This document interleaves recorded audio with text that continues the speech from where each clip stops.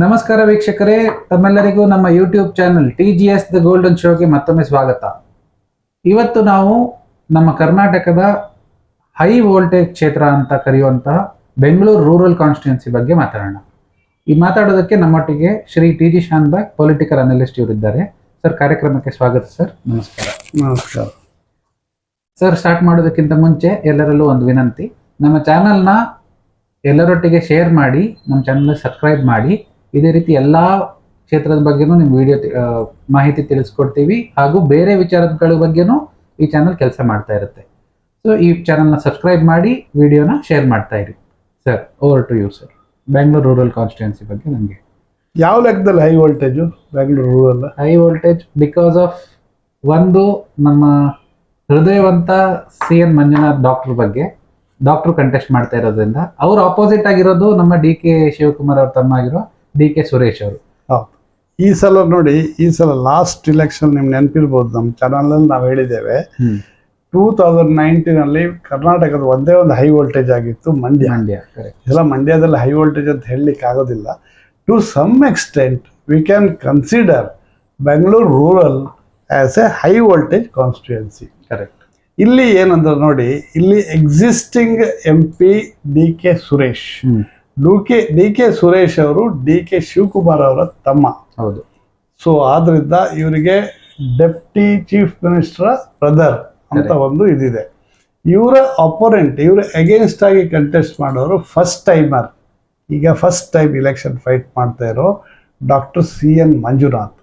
CN Manjunath ಹಾಗೆ ನೋಡ್ಲಿಕ್ಕೆ ಹೋದ್ರೆ JDS ಇಂದ ಕಂಟೆಸ್ಟ್ ಮಾಡಬೇಕಾಗಿತ್ತು. ಹಾಗೆ ನೋಡ್ಲಿಕ್ಕೆ ಹೋದ್ರೆ ಹೇಗೆ ಅಂದ್ರೆ, ಎಕ್ಸ್ ಚೀಫ್ ಮಿನಿಸ್ಟರ್ ಕುಮಾರಸ್ವಾಮಿ ಅವರ ಭಾವ. ಹೌದು.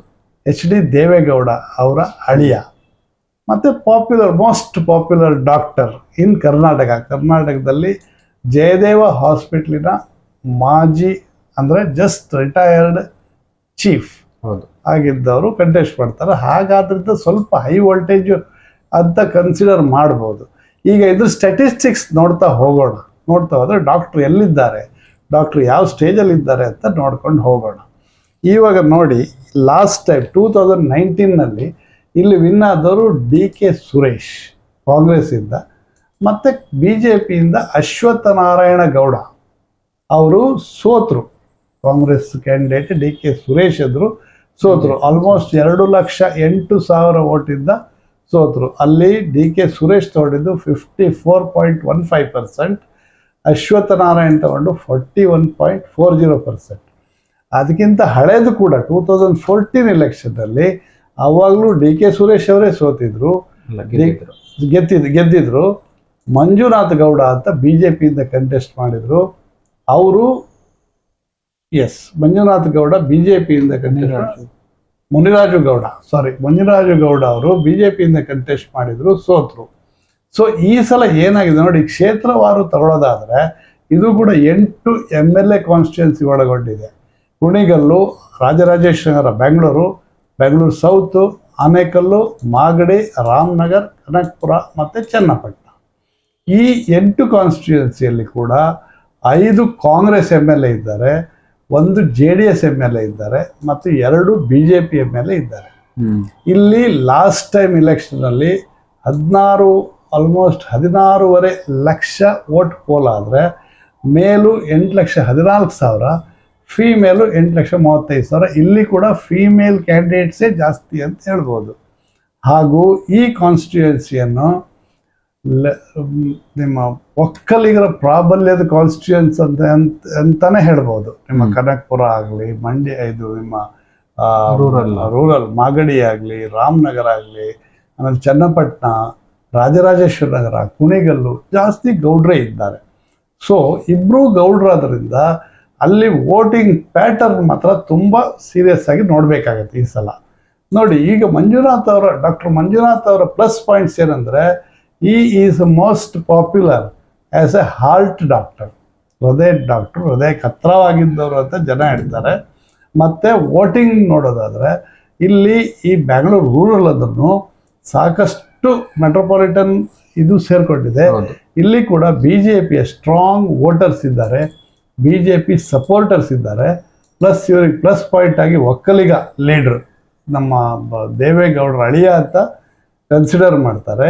ಮೋದಿ ಹವಾ ಇದೆ, BJP ಹವಾ ಇದೆ, ಮತ್ತು ದೇವೇಗೌಡರ ಅಳಿಯ ಅನ್ನುವಂಥದ್ದು ಪ್ಲಸ್ ಪಾಯಿಂಟ್ ಆಗಿದೆ.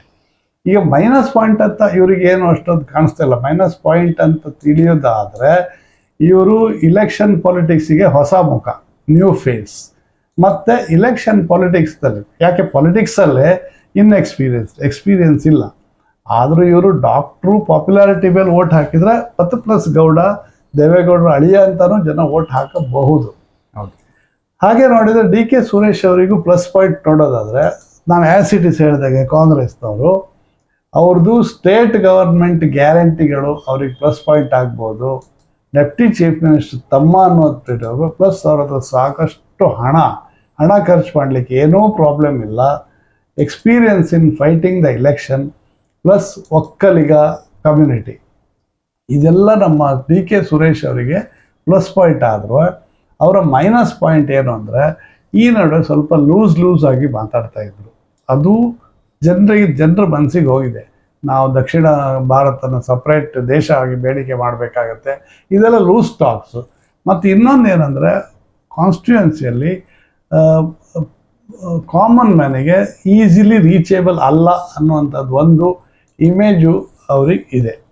ಹಾಗಾದ್ರಿಂದ ಇಬ್ಬರೂ ಈಕ್ವಲ್ ಆಗಿ ಫೈಟ್ ಮಾಡ್ತಾ ಇದ್ದಾರೆ. ಇನ್ನೂ 26, ಇನ್ನೂ ಸಾಧಾರಣ 6 ದಿವಸ ಇದೆ. ಅಂದರೆ 2 ದಿವಸ ಅದರಲ್ಲಿ ಕಂಟೆಸ್ಟ್ ಮಾಡಿ ಇನ್ನು 4-5 ದಿವಸ ಪ್ರಚಾರ ಮಾಡ್ಬೋದು.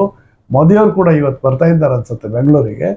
ಸೊ ಐ ಥಿಂಕ್ ಇದು ಏನೂ ಚೇಂಜ್ ಆಗ್ಬೋದು, ಪರ್ಮ್ಯುಟೇಷನ್, ನಿಮ್ಮ ಕ್ಯಾಲ್ಕುಲೇಷನ್ ಆ್ಯಸ್ ಇಟ್ ಈಸ್. ನಾವು ನಮ್ಮ ಚಾನಲ್ನಿಂದ ಅವರಿಗೆ ಕೊಡ್ತಾ ಇರೋದು 50-50 ವಿನ್ನಿಂಗ್ ಚಾನ್ಸಸ್.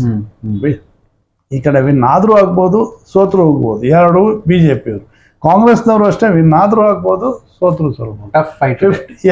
ಟಫ್ ಫೈಟ್ ಇದೆ. ಆದ್ರಿಂದನೇ ಇದು ಹೈ ವೋಲ್ಟೇಜ್ ಕಾನ್ಸ್ಟಿಟ್ಯೂಯನ್ಸ್ ಗುರುತಿಸ್ಕೊಳ್ಳುತ್ತೆ.